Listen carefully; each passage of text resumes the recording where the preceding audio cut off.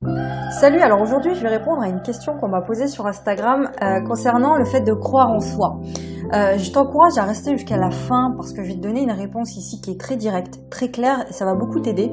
Si toi t'es dans ce cas-là, donc la question c'était que comment faire si tu veux pour reprendre confiance en soi, pour croire en soi quand personne ne croit en toi, quand personne ne te soutient dans tes projets, voilà, quand t'es seul finalement.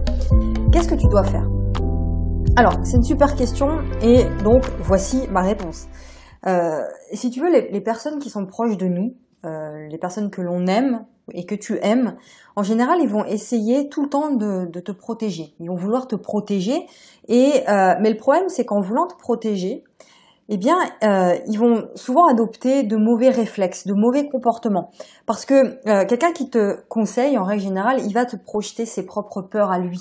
Il va te projeter ses propres limites à lui. Et c'est dangereux, il faut faire attention avec ça. C'est-à-dire que chacun a son expérience, sa vision des choses.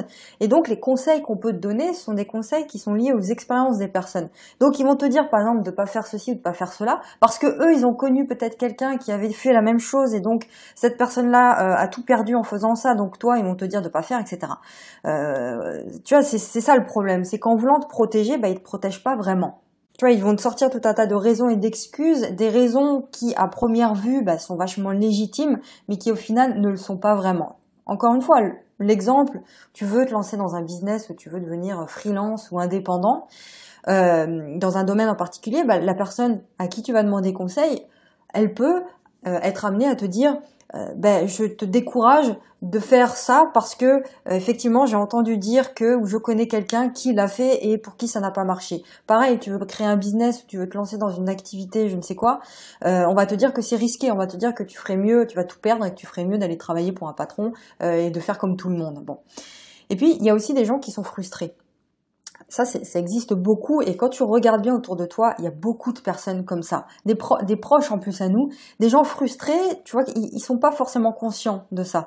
Mais ils ont peut-être eu des projets dans leur vie qu'ils n'ont pas réussi, qu'ils n'ont pas eu le courage, on va dire, de faire.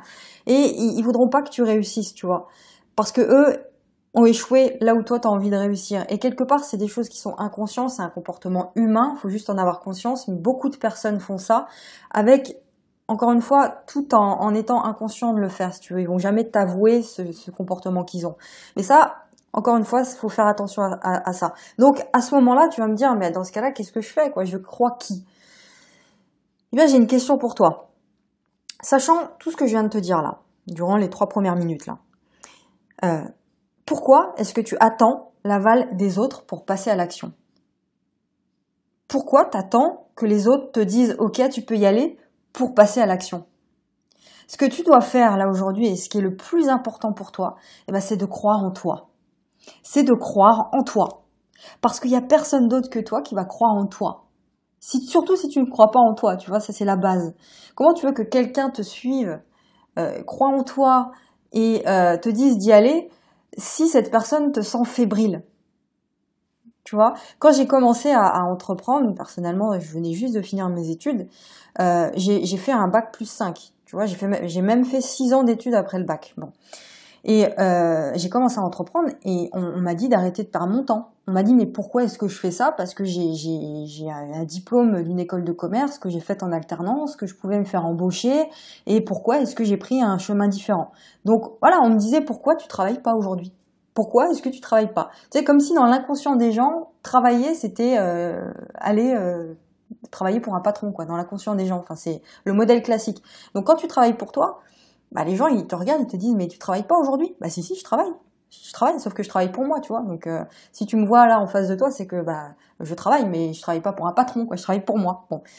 Pareil, quand j'ai parlé du projet d'écrire dans les 24 prochains mois, d'écrire un bouquin, il y a des gens qui m'ont dit, mais t'es sérieuse? Enfin, un bouquin, ça s'écrit pas comme ça. Enfin, ça se publie pas comme ça. Tu rigoles, ça marchera pas, quoi. T'es pas écrivain, tu vois. Donc, t'as pas besoin d'être un écrivain né pour écrire un bouquin, tu vois. Donc il y a très peu de personnes qui sont motivées à entreprendre et qui vont comprendre forcément là où tu veux aller, tu vois. Et donc pour moi, c'était un rêve d'entreprendre. Enfin, c'était la logique. C'est même pas une question de rêve. Enfin, pour moi, c'était le chemin logique. Et je me suis jamais posé la question de savoir si c'était la bonne direction que je prenais ou si je devais faire demi-tour pour aller travailler pour un patron. Je me suis jamais dit ça. Donc, je suis fière d'avoir pris ce chemin-là. Je regrette rien, même si ça a été hyper difficile, même s'il y a eu des moments de doute, des moments archi compliqués. Mais heureusement que j'ai cru en moi. Tu vois?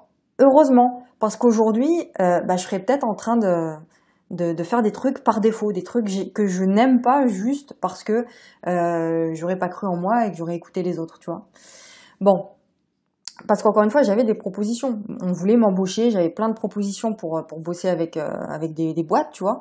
Mais les gens, en fait, ne comprenaient pas pourquoi j'acceptais pas ces propositions-là. Le truc, c'est que les gens, ils étaient pas dans ma tête. Ils pouvaient pas comprendre ce qu'il y avait dans ma tête. Ils savaient pas mon potentiel. Ils comprenaient pas ma vision. Donc, pour revenir à toi, si toi aussi t'es dans ce cas-là, si t'as la foi dans un projet, ou si t'as la foi dans une vision d'un style de vie idéal pour toi, ce truc-là, si c'est ça que tu veux, n'attends pas l'approbation des autres. Fonce et crois en toi. Il y a que ça de vrai, tu vois. Il y a personne qui va croire en toi. C'est à toi de te bouger les fesses. C'est à toi de te dire que c'est le bon moment, que c'est maintenant. Tu vois? Dis-toi, je crois en moi et je vais tout péter. Je vais m'investir à fond dans ce projet, je vais faire les choses, je vais faire ce qu'il faut. Et si je le fais pas pour les autres parce qu'ils croient pas en moi, je vais le faire pour moi. Tu vois? Si personne te suit, fais-le pour toi. Et réfléchis à l'impact que ça va créer sur le monde. Quand tu fais ce que tu aimes, imagine l'impact que ça crée sur le monde. Donc finalement, au départ, tu le fais pour toi, mais tu vas le faire aussi pour les autres. Tu vois? Ça va créer un impact pour les autres. Voilà, donc c'était ma réponse et j'espère que ça t'a plu. Je sais pas ce que tu en penses. Dis-moi dans les commentaires ce que tu en penses. N'hésite pas aussi à partager ce podcast sur les réseaux sociaux un peu partout. Et puis, n'hésite pas à t'abonner si tu es sur YouTube et à me suivre si tu es sur les autres plateformes de podcast. Je te fais un très très gros bisou. Encore une fois, bonne fête de fin d'année et à très très vite pour le prochain épisode. Bisous, ciao.